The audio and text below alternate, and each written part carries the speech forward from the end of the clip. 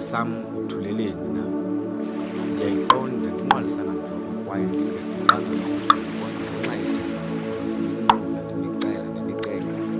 Ndiyayiqonda ndingosicelo, ngoko ke kuyandisa ukuhlala ndikhongozele komnye.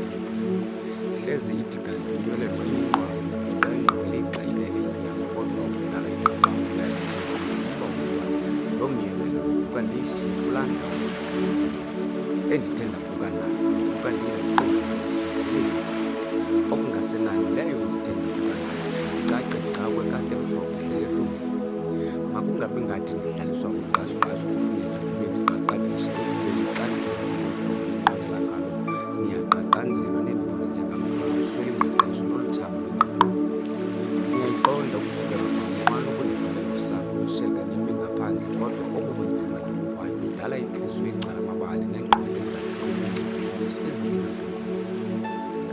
Okungasenani ndikhanyiseleni ndiphamalise nindenzele inceba nindiphe unyamezelo kunqanza. Ndipheni intliziyo enomonde. Zihlwele zam nithuleleni na. Ezam iinyembezi xa ndizosulela kuni kuba nina sele bukufuphi nomveli nqangi zidluliseleni kuye. Ezam izicelo xa ndinicela ndinqula ze nindinqulele kukamata. Awam amathemba ndondlele kuna ndisayi kuwondlala esizweni.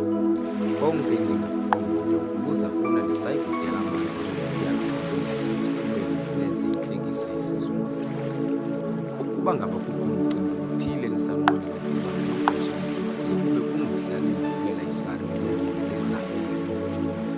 Nanku umandlalo ndiwalulile ze nikwazi ukunyame. Nolathiseni lo mphini kufuneka uxozile ukuze iindlela zam zikhanye.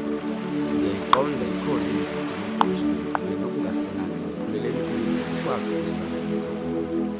Lisekhona ithemba